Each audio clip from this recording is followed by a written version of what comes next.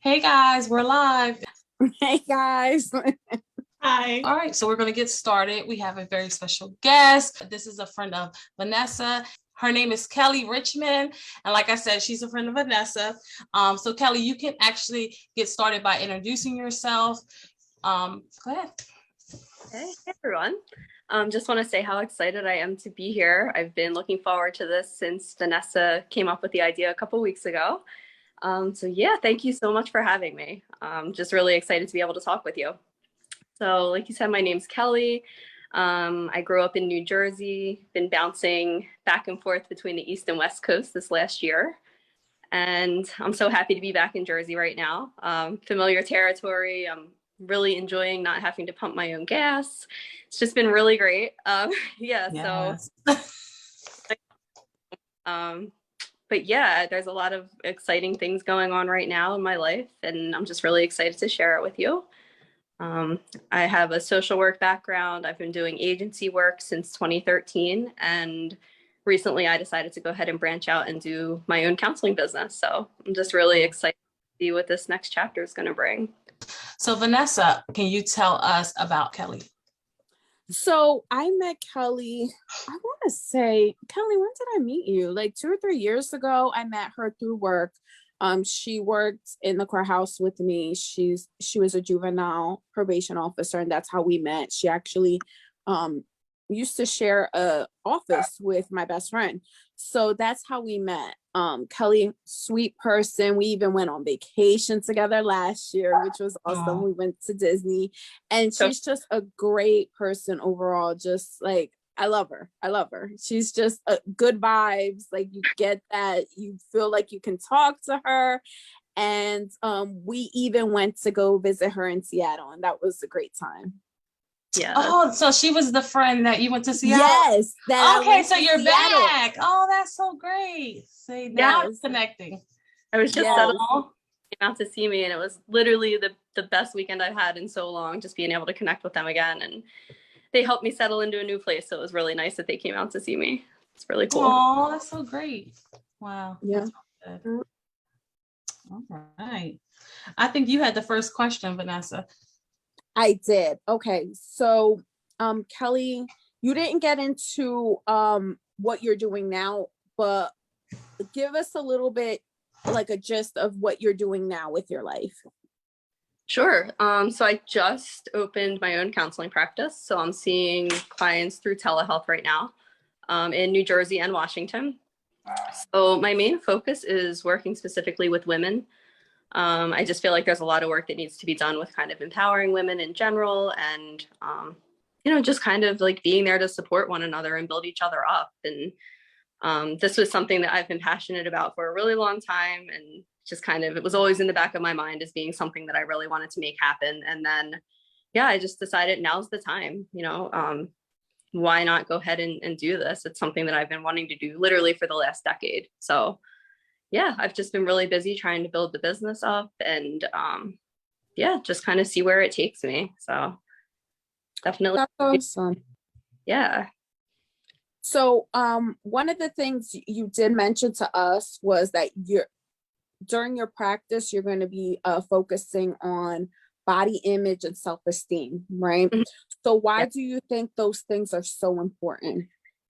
Yeah. So I mean, to me, having like a healthy body image and self-esteem are so important, because it's literally the way that we connect with ourselves. And if we don't feel like we have a sense of who we are at our core, like when the world gets chaotic around us or messy and things get stressful, it's really hard if we don't have that sense of self to kind of fall back on.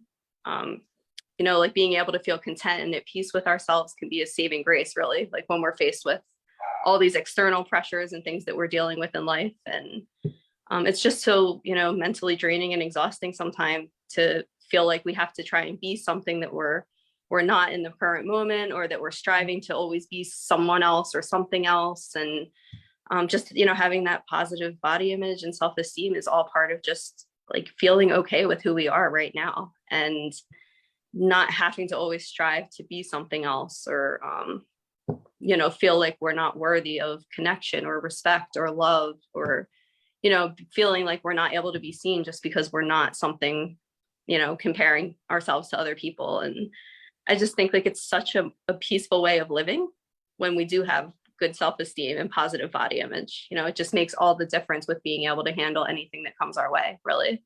Yeah.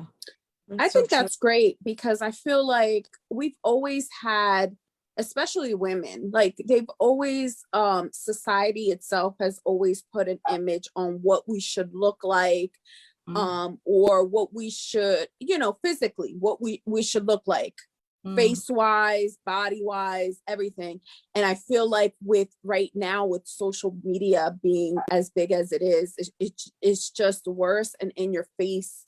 And it doesn't stop being in your face, kind of thing. Like every time you pick up a phone, every time you get on the internet, every time you get on social media, like it's not only on TV, because it's always been on TV, it's always been on magazines, but not only is it that now, it's like every time you pick up your phone, you see an image of what you're supposed to look like. Yeah. Right. It's like, who is defining what this supposed to look like thing even is? Like it's infuriating, because we're all literally striving to be something that is just thrown in our face so often. And it's like, who makes these rules? Like why we feel like we have to live up to this certain thing or be this certain way? And it really does like get in the feel about yourself and just how you view yourself in relationship to other people. And it makes it really hard to connect when you don't even feel good about where you're coming from. But it is the societal standard that's put out there that's so incredibly unrealistic. Like, exactly. And most of the time it comes from men. Yeah. Like what we're supposed to look like, how we're supposed to feel, how we're physically supposed to have our hair, what makeup we're supposed to have on, or what body shape we're supposed to be from. Yeah, it's like we were put on this earth just to be looked at. Yeah, and exactly. There's so much more to us. Like we're creative, we're passionate, we're intelligent, we have good hearts, we're kind, we're so talented in so many other areas, but it seems like that kind of look and that physical appearance just overshadows all of these other amazing things that we are. Absolutely. Yeah. So that goes on to my next question. My last question was, what would you like to get out of working with the women about their self-esteem or images? Yeah, I mean, honestly, my goal in doing this work is to just show up for other people in the same way that people have shown up for me. I've had a lot of really good support in this journey, and people have really made a difference in the way that I'm able to view myself and kind of change those cycles that have been so ingrained within us. And it's still a struggle sometimes, honestly. Like it's human nature to want to fall back into old patterns and old thinking, because that's what we know and that's what feels safe. And it's kind of hard sometimes to really branch out and try to do something different when that's what we know and that's what we're being told we should be doing. But I just want other people to know that there's support, that there are people out there that want to follow them with this journey, and just kind of raise awareness that there's a lot of work that needs to be done in this area, and there's people that can help you along the way. So I think that's my main goal, just to kind of raise some awareness out there and just help people to really feel better about just owning who they are and just accepting all of the wonderful, amazing things about them, and being able to kind of put aside the things that, really don't matter so much, but feel like they're big things. Yeah. That's so great. Thanks, Kelly. Oh, that's so good. All right. I think I have the next question. So my question to you was, I know, like, I read a little bit about you, and I know that you spoke about crushing the diet culture. Could you really give us some information on that? Like how you feel about that? Yeah, definitely. So I think that overall dieting is something that is so ingrained within us from the time we're kids. Honestly, we hear about it all the time. We're always, doing certain things, whether it's a crash diet or restricting in some kind of way, to again, try to meet that standard that's out there that's completely unrealistic. So my goal is to really help people try and veer away from feeling the need to even diet to begin with. It's really just helping them try to embrace, all the wonderful things their body can do as is, without feeling like they have to be something else or change. And there's just so so much research out there, even just stating that dieting itself is so much more unhealthy physically and mentally, and just being in a little bit bigger body, honestly, consistently, that weight cycling, that restricting, that up and down, can just be so detrimental to your health, and especially your mental health. So my goal is to kind of incorporate some intuitive eating principles, which really focus on how your body feels, instead of, doing things that you think you should do just for the sake of doing it.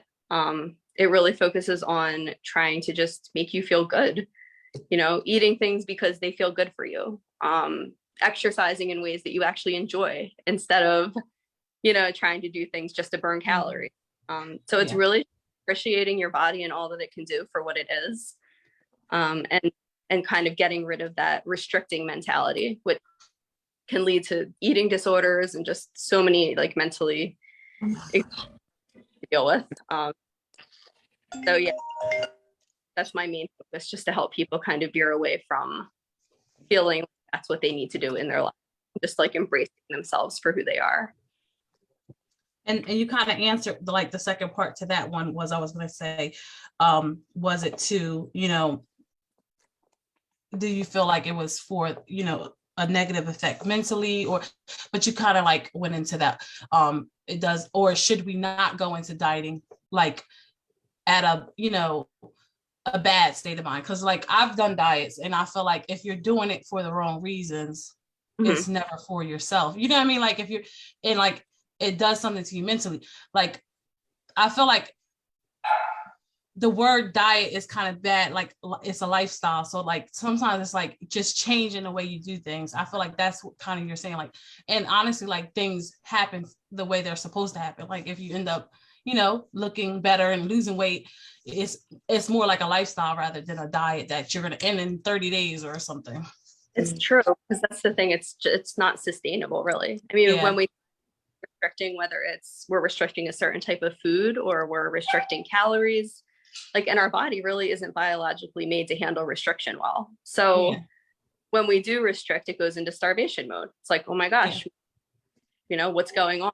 Can't even survive like this. Even though diet tells us that we have to have all these serious rules around restrictions and what we're eating, and that literally puts our mind and our body like body telling us, you can't restrict. You need food to survive. You need energy. You need carbs. You need sugar. You need calories. And then here's our mind telling us, but if you don't diet, you're not doing the right thing, because society tells us that we need to be dieting worthy. So it's like ultimately the perfect storm, really, like your mind and body working against each other when you go into crash dieting. And then we can't meet those standards because it's impossible to sustain your body like that. So it's like we feel like we're failing all the time. We feel like we're never achieving what we're setting out to do because what we're striving for is impossible, honestly. Yeah. I think that's so true too, because I feel like at the end of the diet, like if you haven't achieved, some people, like if they haven't achieved what they set their goal for, it kind of is like a letdown until you like, I feel like until you're okay with yourself, you know what I mean? Like you say, you have to like love you first for you to be okay. Like, okay, well, I'll set another goal, you know what I mean? Like, and it's not like a mental strain on you. Like, you just, I understand exactly what you're saying. Like, I feel it because I've done diets, like you said, like you've done diets throughout your life. And I feel like there was times where it did put like a mental strain on me to where I felt like, oh my God, like I let myself down. And sometimes like with me, like I don't eat meat anymore. And it's because it was a lifestyle change, not a diet. You know what I mean? Like it's no into that. That's just how I'm going to be. And I felt like that was totally different than a diet. You know what I mean? So it's it's not like, okay, next year I'm gonna eat meat. You know what I mean? Like I'm gonna just do this for 2 years and then I'm gonna go back to meat. You know what I mean? So like, it's kind of like a lifestyle. So I get what you're saying because I can compare the two. Yeah. And the last question I had for you was, have you ever considered like, writing a book? Yes, I'm so happy because that's actually something I've considered doing for years. Honestly, I love writing just for myself. That's a huge outlet for me. And I heard it many times and then wasn't sure kind of what direction I wanted to take it. So I've kind of put it on the back burner for a while. Yeah, that is absolutely something that I would love to do. And it's definitely a goal that I'm setting for myself to really move forward with in the next few years. Yes. See, we like that. We like writers. Yay. Yes. Yes. Because we like to read. So can I go back to what you guys were saying about the dieting? I'm so for that. Like, I've always been like, I'll say when I was growing up, I was always like a skinny kid because I was always active. I was always outside. You know, I wasn't eating the right things. Don't get me wrong. I was eating all the wrong things, but I was just burning it off.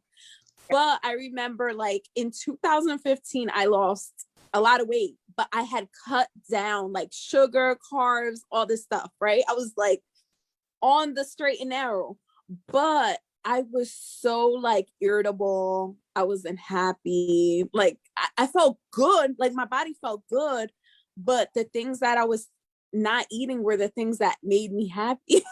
Like, that's sorry to say, I did. Like I felt like I was eating the same thing over and over too, and that was getting boring.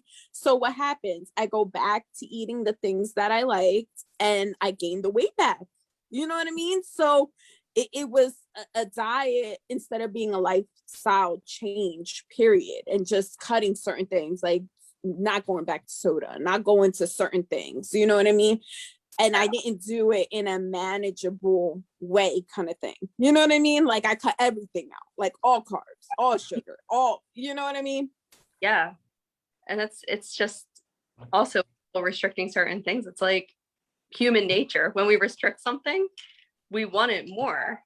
Like, yes. I was like, you can't have this ever again. Like, I don't know if you guys have been through this, but a lot of people that I work with always say, you know, I do that last meal thing all the time. Like I say like, okay, tomorrow I'm never eating this again, and even if it's something you love, you're like, no, it's diet or whatever it is that you're doing. So you literally say you're never going to do it again, completely restrict it, cut it out, feel miserable because you're not allowing yourself to have something that you enjoy or that your body actually craves or wants. And then you feel bad because you can't stick with it because you're so obsessed thinking about it, because you're telling yourself you can't have it. So it's like, it just kind of even mentally just works so against you when you're trying to cut something completely, because we all want what we can't have. And if we're telling ourselves we can't have it, we obsess and we want it more. Yes, absolutely. I think Justice, you were next with your questions. So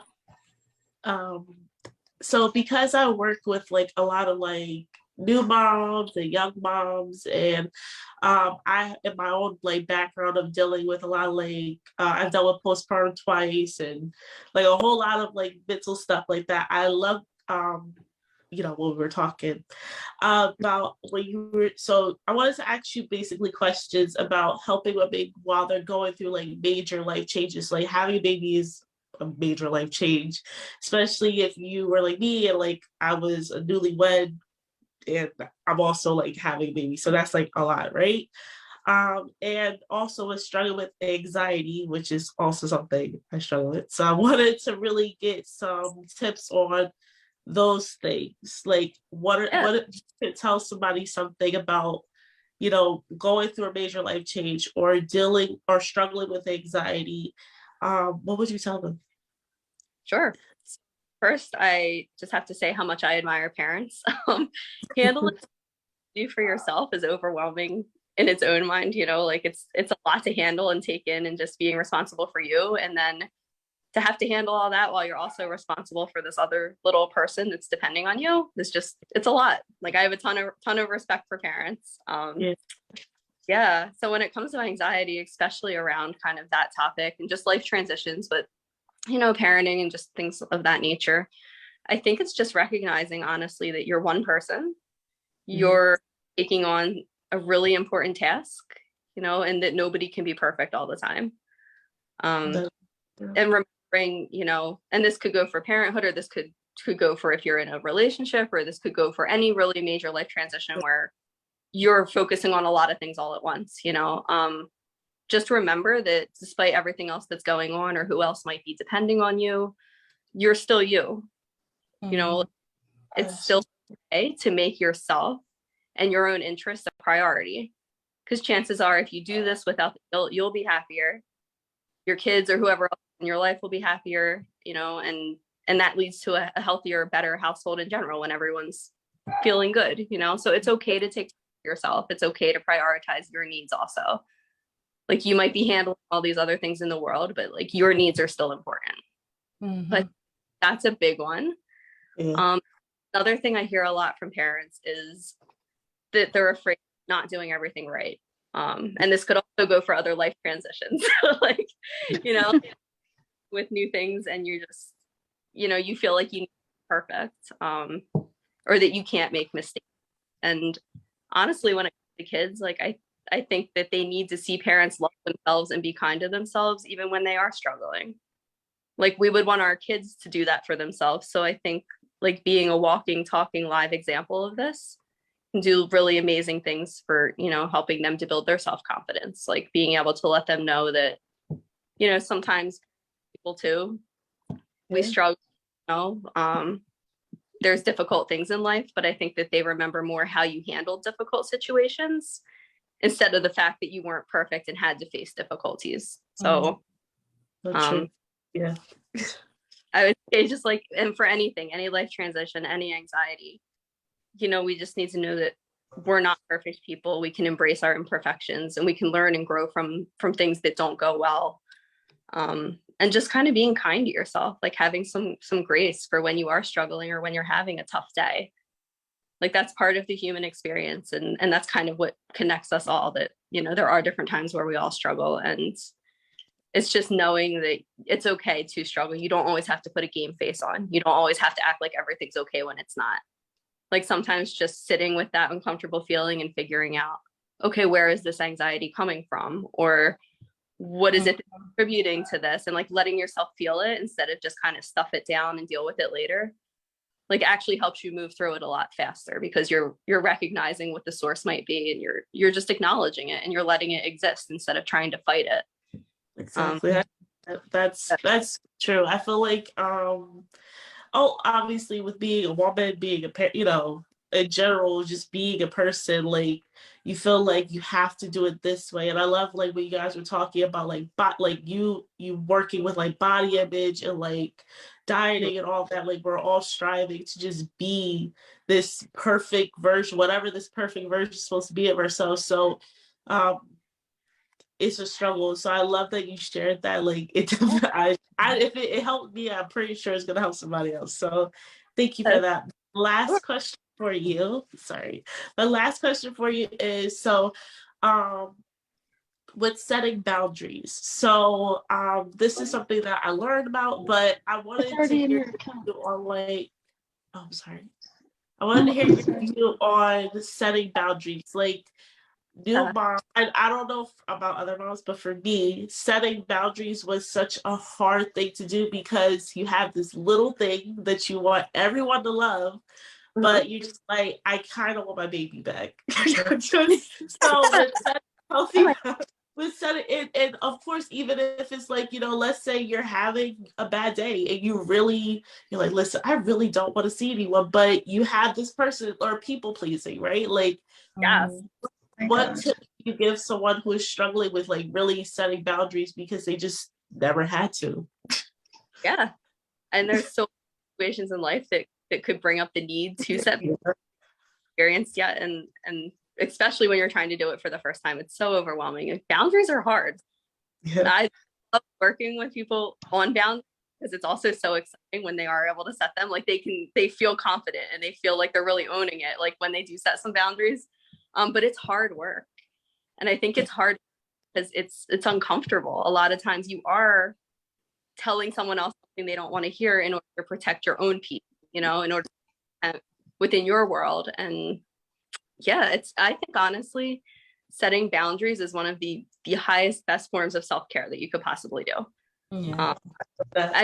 Some people really love all different things, you know. It might be the massages and the hot baths and the wine and chocolate and the mindless TV, and that's all wonderful. Like, if you find things that make you feel fulfilled and bring you joy, like for self-care, that's amazing. But honestly, I think that setting boundaries is equally as if not more important when it comes to self-care. I'm writing that down. I'm taking notes.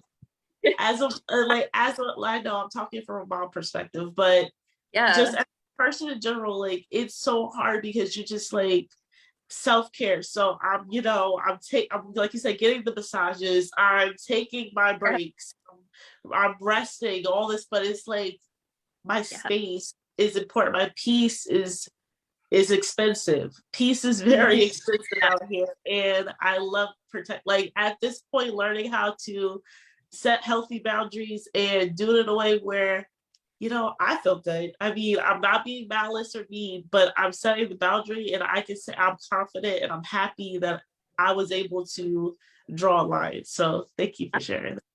Yeah. And a lot of times it is just a matter of, self-care can be what you don't and what you do.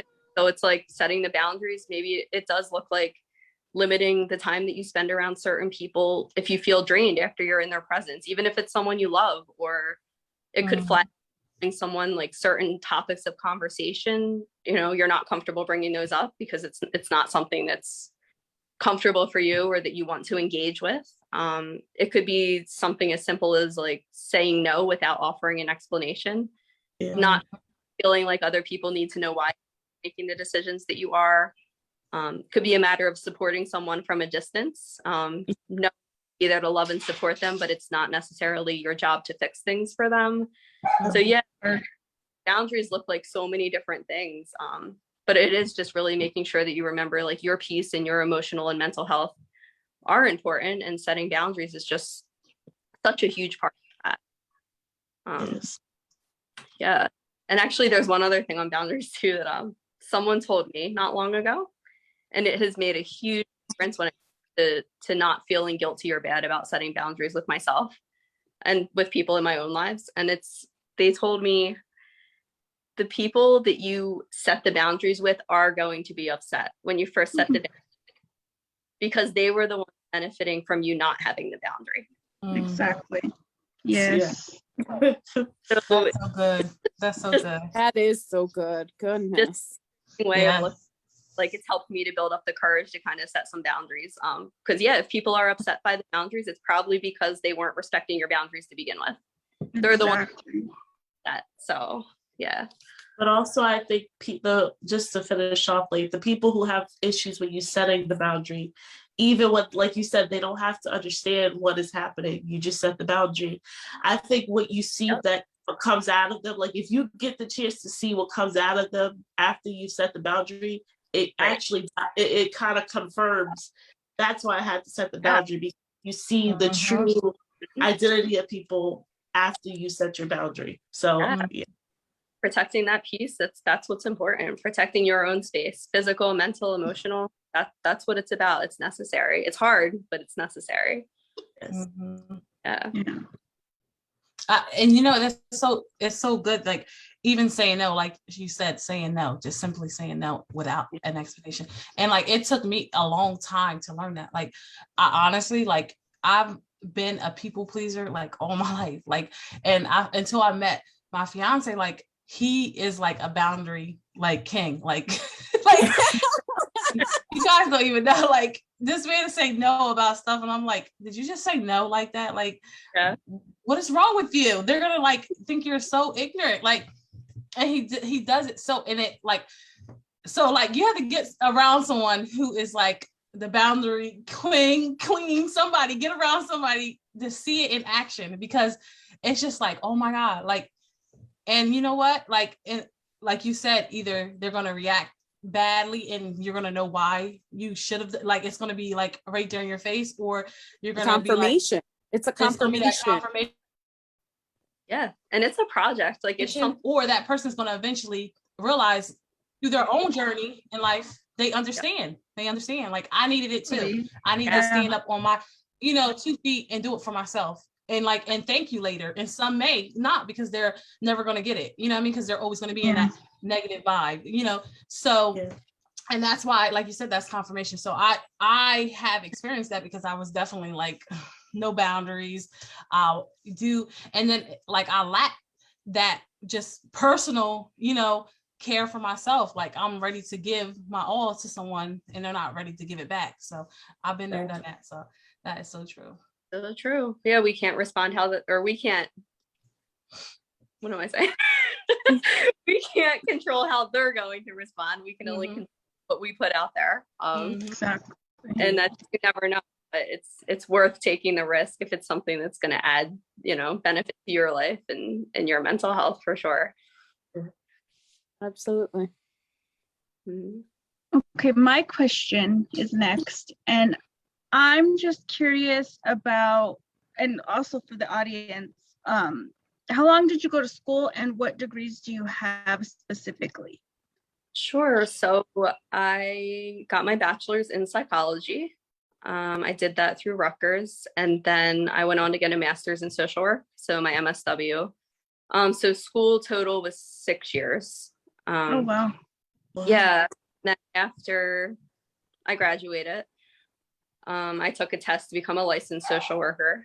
And then after graduation and after I took that test, I did 2 years of clinical supervision to be able to then take another test. A lot of testing. To then like have to work independently. Private practice and counseling and all. So yeah, 6 years of more supervision and testing.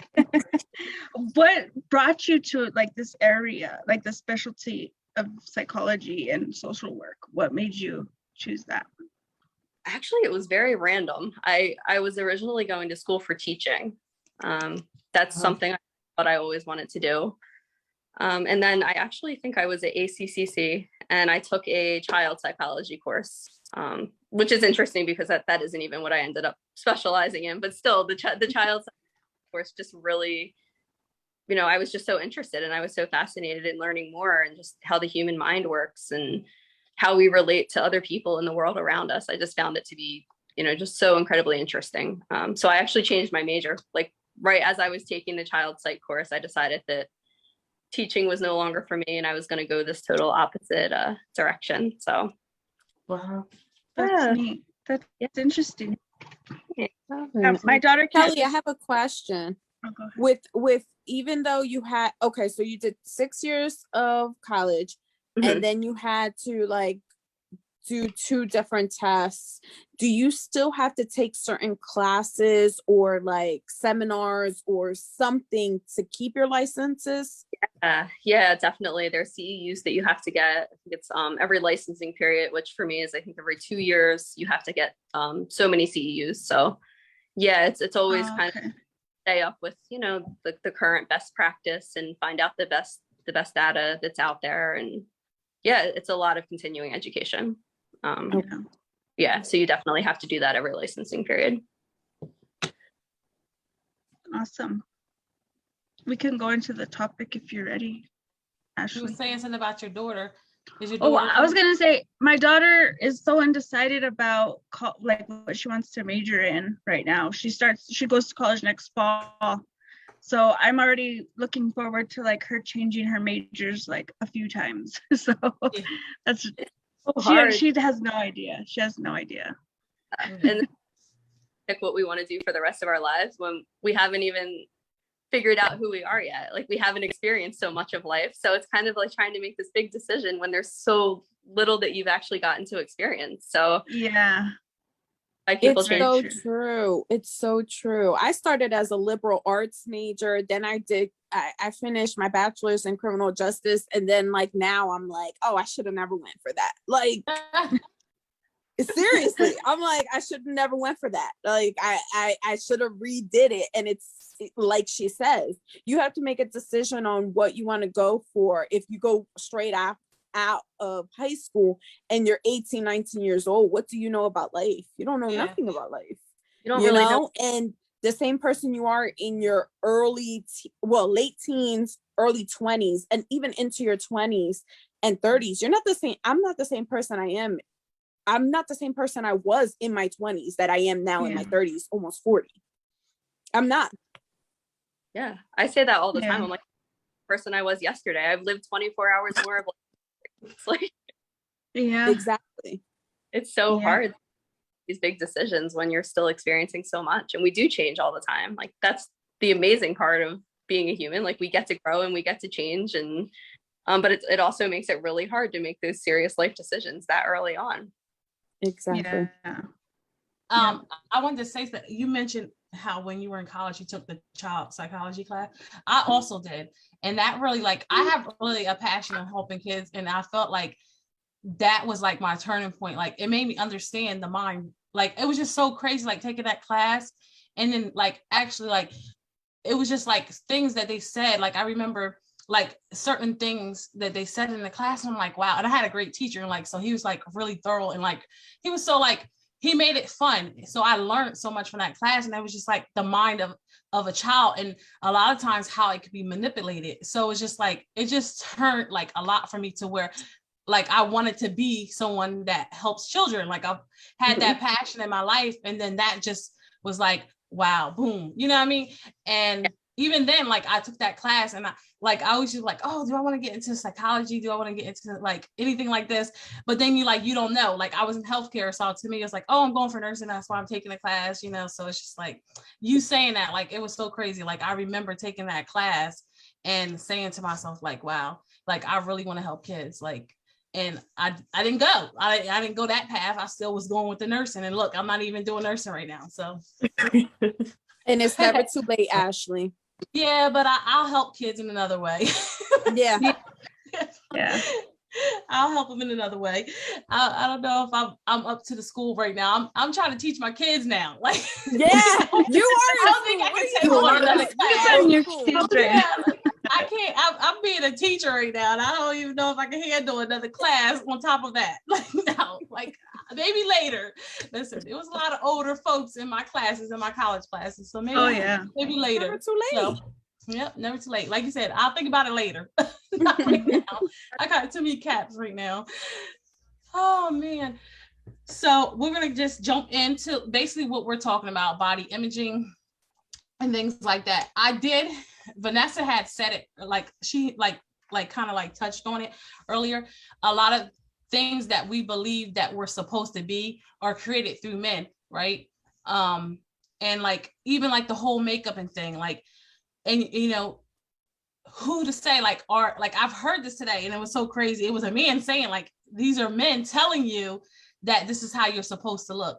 You know what I mean? And we believe now, like, our natural appearance is not, it's not favorable. It's not okay to look like yourself. It's not good enough.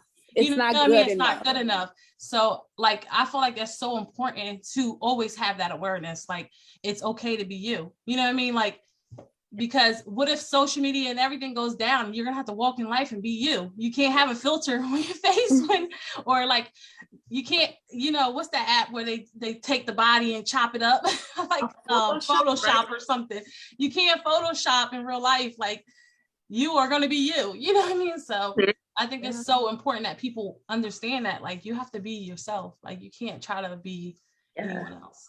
Yeah. And it's totally looking at the motive too. Like, if wearing makeup and doing your hair a certain way makes you feel amazing and it makes you feel good and you love how you look when you do it, go for it. That's awesome. Yeah. And do it for you. Yeah. Do it for you because it makes you feel good and you're doing something, makes you feel like you're taking care of yourself. But yeah, it's when we do it just for other people. Definitely like tricky thing. Yeah, it is. It definitely is. And like you said, like, I like to put on lipstick. I put on lipstick. I sometimes do my eyeshadow, but I don't know how to do makeup. But if I did, I probably would do it. You know what I mean? Like, I probably would do it probably in the back of my mind because I think it looks nice on other people. And I'm like, oh, I want to try it out. But yeah, sometimes you just want to be plain, you want to be you. You know what I mean? This is me. Like, that's, and I feel like some people can't just be them. You know what I mean? That's why I feel like the boundaries is that, like, you can't be you. It's okay. Like, today I want to be in my messy bun. I want to be no makeup, and I want to go to Starbucks and not care about what I look like because someone's going to say something because I'm not made up today. Oh, like, how dare you say, oh, you look different today. Like, you know what I mean? Like, you want to be comfortable. Like, okay. Like, like, it's just like, if somebody, like, it's just like people have no boundaries in what they say. So that's why you have to set boundaries for yourself. Cause like, I've heard people say like, someone told them, oh, you look pregnant. Like, how dare somebody even say that to another person? Like, that's like so ignorant. Like, did I put the announcement that I was pregnant? Like, you know, it's just crazy. Like the things people say to people without like, it's just crazy. Like, yeah, it's just and they don't care either. Like, True. Yeah, people are really hard. Living a hard life. I've had somebody say you look tired, and it's because I didn't have foundation on. I'm like, oh my God, this is how I look all the time. I'm sorry, them other girls know how to cover their bags, but these is natural life bags. Exactly. Yeah. Like, no, I'm not tired. It's just my dark circles. Just me. Just me. Let me go pound no self cover out down. No, for me, it's funny because like we're talking makeup. I never knew how to apply makeup. So funny. So I think it was yesterday, my sister was like, hey, like, why don't you just try out foundation? Like, why don't you just try it out, right? So I'm like, okay. So I remember like even today, like I put makeup on, right? Can't really tell because I never wear makeup and I'm not like obvious. But I put it on and I looked and I said, I don't like this. No, I don't think this is for me. And I never put on makeup before. So she's like, you did such a good grade. I'm just like, yeah, we're not gonna do this. Is not a part of my journey. We're not gonna keep doing this. And that's fine because I've never put on makeup. And I think that's one thing that I thank God for. Like, I am comfortable in my own skin. No matter, people be like, you look so tired. Like, yes, I have 2 children. Yes, I have a whole husband, a whole stay-at-home mom. I'm tired. I'm very tired, but I'm still beautiful, right? Like, I feel like our beauty is not defined by like how tired we look. I'm sorry. You're still beautiful when you have the bags under your eyes. You still are. You gotta own your mess, right? You gotta own your mess. I own it. You guys should see me on a regular Tuesday. Like, they're away from like complimenting people just for things that have to do with their looks. Just because, like you said, like, we change day to day and we're right to us. And I don't ever want people to think that I'm only looking at them with some kind of value because of how they look or because of something that's a physical part of their body or, you know, whatever it might be. Like, I try to like connect with them in other ways too, so that if their body or their physical image does change, like they don't feel like that's a negative thing. Like, that's a good step. Yeah, that's true. I never even thought about that. So, what was I about to say? I was about to ask you something. Oh my goodness. I just had a brain fart. Well, anybody else can ask. I was about to ask for something. I totally like lost it. Oh my God. What was it I was about to say? Anyone have anything else to say? I had one that we didn't put in there. Is so what is one thing most of your clients have in common when it comes to feeling stuck where they're at? I would say most commonly it's feeling like they have to choose something in life that is not necessarily something that they want for them. Yeah. It's typically, and again, just kind of like with the topic of everything we've been talking about, it's feeling like they have to make decisions based on pleasing somebody else or being what someone else thinks that they should be or living their life in the way that they think other people would want them to live their life, even if that's necessarily what feels authentic or true to them. So I think that keeps a lot of people stuck, just kind of like the people pleasing again, or the feeling like you're going to be disappointing someone or letting somebody down. If you go your own way, you know, if you kind of clear your own path and do something different than maybe what was expected of you or what you have always been told you should do. So that's comes up a lot, just kind of people trying to be more comfortable with choosing their own way, really, with taking their own path and not feeling bad or guilty, or like they have to explain that to someone else, or like they owe someone else, you know, an explanation of why it is they're choosing to do what they do. Yeah, that's true. I only asked that because I genuinely want to have a big family. I feel like I could be a mom of like a lot of kids. My mom, so disclaimer, my mom had 5 kids. So I grew up with a big family. I'm the oldest. So like in my, you know, well, I would say perfect world, but in my world, it's not society's world, I would have a lot of kids. But to society, it's like, no, people don't do that anymore. So yeah, just if you're feeling stuck, I feel like for a standpoint of like I said, a mom, if you're feeling stuck, like I don't know, because I wrote a blog about like should like basically like a growing family, like how to adjust to it, because I had 2 kids right back to back, and it was a lot to adjust to. But like, you know, like what if there's a mom out there that's like, I really want to have a bigger family, but society's telling me this. I feel stuck now. So you telling, you know, going back and reiterating that, like, it, you know, it can help someone. Let's just really think, like, where are these shoulds coming from? Exactly. And the should. I heard something that said you should yourself. Right? I Yeah. don't know where, but it's you should yourself. Yeah.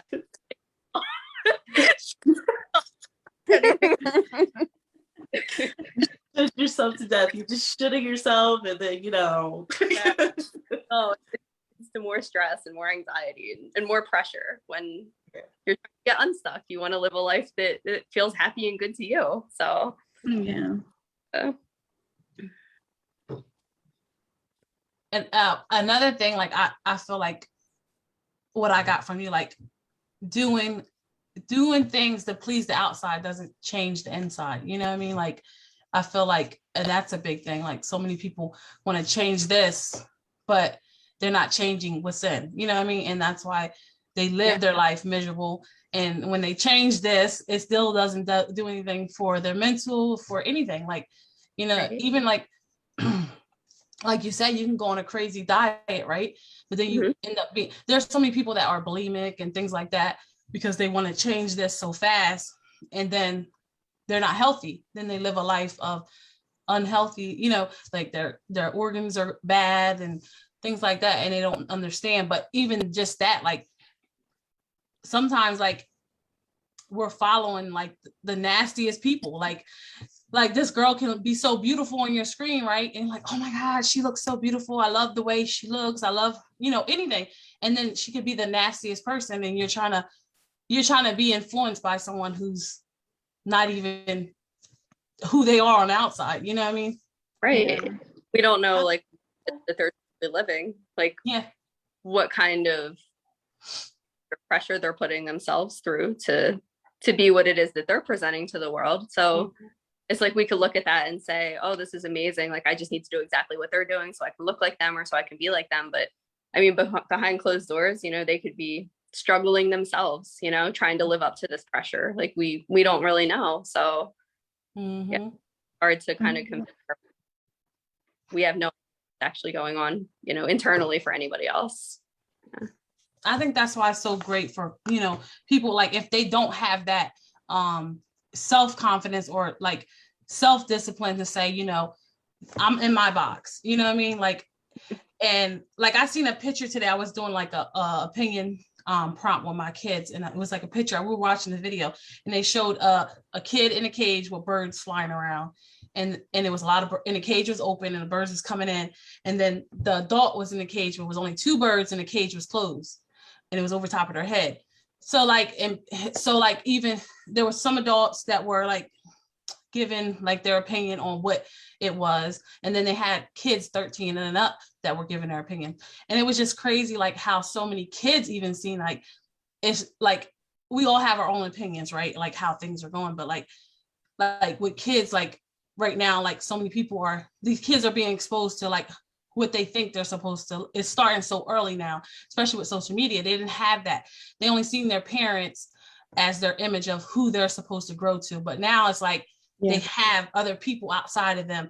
And I felt like, to me, the picture meant like their mind is so open to everything. So like, and it's uncaged. It's not, they haven't, there's no blocks yet. They haven't learned to protect or close themselves in to where it can't come in. And there's adults still walking around like that. So I feel like kids, it's good that we have people like you that go into this profession where adults and kids can come to, you know, someone and they can actually help them close that to where we can't allow this to affect how we think personally. Like, I feel like that's so great that we have, you know, someone like you in your profession that can help us put those blocks up and those boundaries, because a lot of people are walking around with an open cage and a lot of different birds flying through. So true. Yeah. Absolutely. Yeah, so I think you're amazing. And I feel like we should allow our audience to know how to get to you. I did tag you in the live, but also like, can you just drop your information? And also I do have like, I think your link to your page, and also, and I'll drop it in the comments, but if you want to like verbalize where they can reach you, that'd be great. You guys are amazing too. Thank you so much for having me. It was really fun. Thanks for coming, Kelly. Yes. The best way would probably be just to go through my website, which is empoweredlifecounseling.net. And then if you go to the contact page on there, you can do a contact me and it'll send right to my email. So yeah, going through the website would probably be the best way to get me. Yes, that's amazing. I definitely want them to reach out if they need it, because like I said, there's so many uncaged minds out here, and sometimes it just needs to be like, you know, redirected, you know what I mean? Yeah. Because our phones aren't like our life. Like, this is not our lifeline, guys. We gotta stop saying that. It's not. It really isn't. You know, it's you.